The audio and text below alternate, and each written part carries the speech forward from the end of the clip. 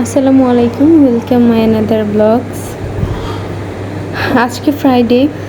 আমার দিনের শুরুটা আমি চা দিয়ে না শুরু করলে হয় না, তাই ভাবলাম আগে চা দিয়েই শুরু করি। আজকে আমার হাজব্যান্ড বাসায়, তাই ভাবলাম পোলাও করবো, আপনাদের সাথে শেয়ার করছি।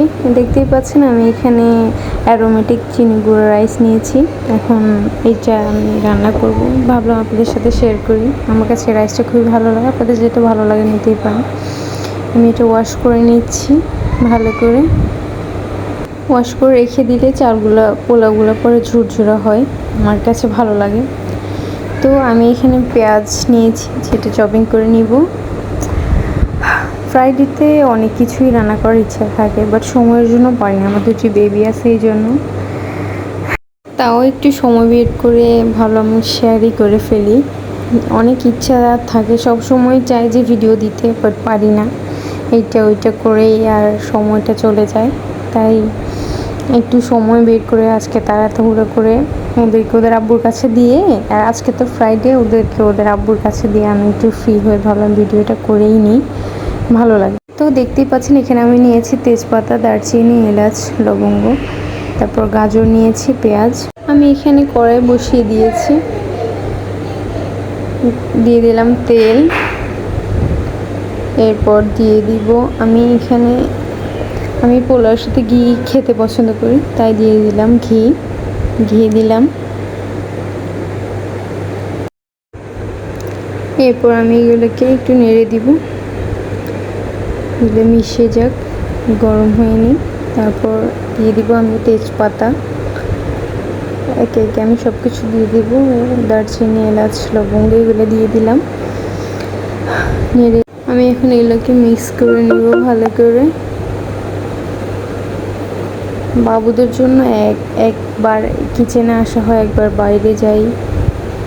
কত কাজ করা লাগে, সংসার হলে সংসারে কত রকমের কাজ থাকে, যেগুলো মেনটেন করে একার পক্ষে কখনো সম্ভব না। আমি এখানে দিয়ে দিলাম পেঁয়াজ, এগুলোকে ভালো করে মিক্স করে নিব। আমি এখানে দিয়ে দিলাম আদা রসুন পেস্ট দিয়ে দিয়েছি, এগুলোকে ভালো করে মিক্স করে নিব। মিক্স হওয়ার পর আমি এখানে লবণ দিয়ে দিয়েছি। এরপর এখানে দিয়ে দিব চালটাকে দিয়ে ভালো করে মিক্স করে নিব। ভালো করে মিক্স হয়ে যাওয়ার পর পোলাওয়ের মধ্যে আগে সব কিছু ভালো করে মিক্স করার পরে এরপর নেড়েছে ভালো করে চালটাকে মিক্স করে তারপর পানি দিলে তখন পোলাওটা ঝুরঝুরা হয়। কেউ কেউ আছে মিক্স না করে সাথে সাথে পানি দিয়ে, অনেকগুলো পানি দিয়ে দেয়, পরিমাণ ছাড়াই পানি দিয়ে দেয়। পরে এবার এগুলো অনেকগুলো আঠালো আঠালো ভাব হয়েছে। আমি এখানে গাজর দিয়ে দিয়েছি। আমার কাছে আমার বেবিদেরকে কালারফুল করে না দিলে ওরা খাবে না। ওরা বলতে বড়টা একটু ক্যারট পছন্দ করে, ওই জন্য আমি সব কিছুতেই এটা দিই, ওকে দিয়ে বলি যে এটা খেতে হয় বা দিই। ও পছন্দ করে ক্যারট দিলে, তো ওর কাছে ভালো লাগে। আমি দিয়ে দিলাম এখানে মিল্ক, এখানে তরল দিয়ে দিয়েছি, দিয়ে পানি দিয়েছি। আমি এখানে ভালো করে এগুলাকে পরিমাণ মতো পানি এবং দুধ দুটোটাকে দিয়ে দিলাম, দিয়ে আমি এগুলোকে আবার মিক্স করে নিয়েছি। আমার মেয়ে একটু কালারফুল পছন্দ করে বিধায় আমি ক্যারট দিয়েছি। আমার নিজের কাছেও পার্সোনালি এটা ভালো লাগে, তাই আমি এটা দিই সব সময়। আমি এখানে মরিচ দিয়ে দিয়েছি।